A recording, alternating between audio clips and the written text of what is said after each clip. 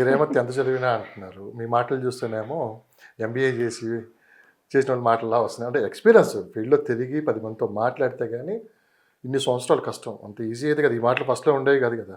లేదు. ఇప్పుడు అంతా తిరిగి అందరితో మాట్లాడబెట్టి వచ్చింది.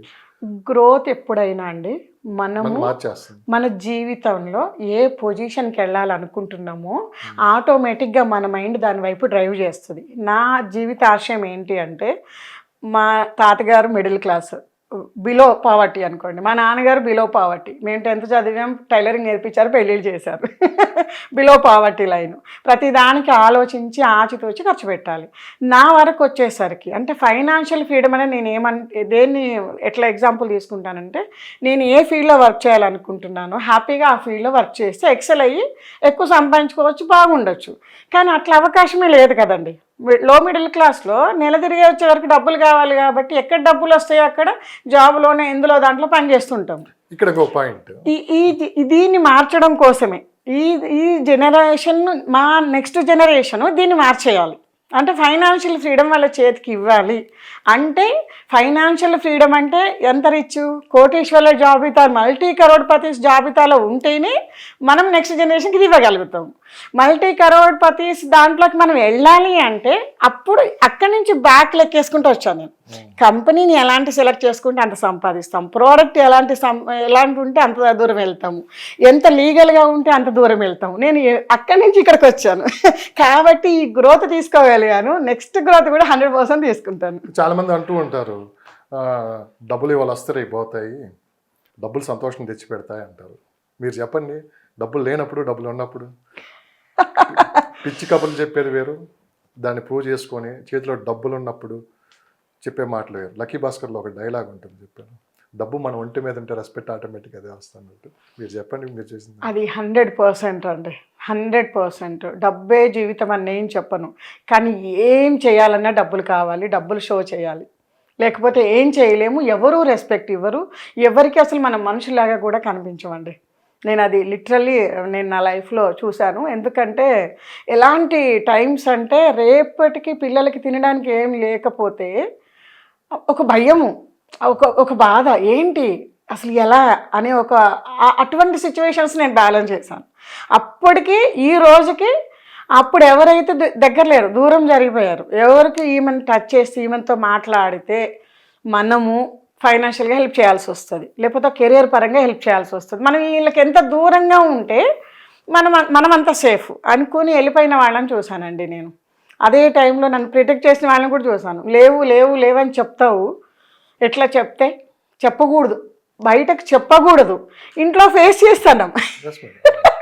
మా రిలేషన్స్లో బయటకు చెప్పొద్దు, నువ్వు అసలు లేవనే వర్డ్ తీసుకురావద్దు.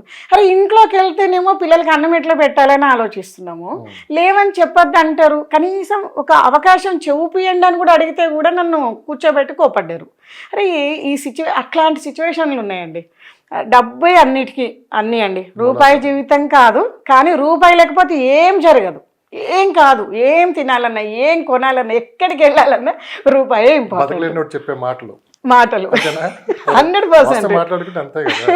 వీడు చేయడం ఒకటి చేయనీయడు, సూక్తులు చెప్తా ఉంటారు. 80-20 ఫార్ములా అంటారు కదండి. 80% ఆఫ్ పీపుల్ దీంట్లోనే బతికేస్తుంటారు. ఎందుకంటే వాళ్లకు దీన్ని ఎట్లా ఓవర్కమ్ చేయాలో తెలియదు, నేర్చుకోవడానికి రెడీగా ఉండరు.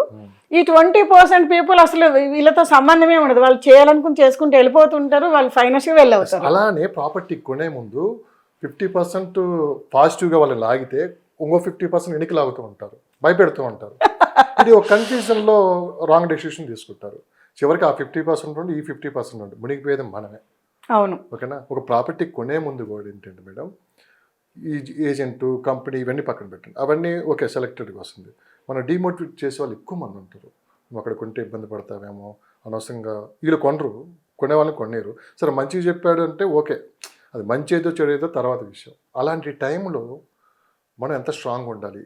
కస్టమర్ అనే వ్యక్తి అంటే మీరు చూసిన వాళ్ళలో చాలామంది మీరు ఫేస్ చేసి ఉంటారు, చాలామంది ఎక్స్పీరియన్స్ చెప్పు ఉంటారు.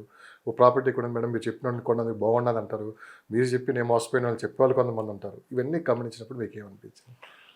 మనం అండి ఏ పర్సన్ అయినా అండి వాళ్ళకంటూ కొంత ఎక్స్పీరియన్స్ ఉంటుంది, వాళ్ళకంటూ ఇవాళ మేము మా అమ్మ వాళ్ళది వరంగల్ లోపలికండి, ట్రైబల్ ఏరియాస్ అంటారు. అక్కడ కూడా మా పెళ్ళిళ్ళప్పుడు 25 ఏళ్ల క్రితము 30,000కి ఎకరం ఉండే. ఇవాళ అక్కడ 10 లక్షల రూపాయలు నడుస్తుంది. ఇప్పటికి కూడా నోటరీ ల్యాండ్సే.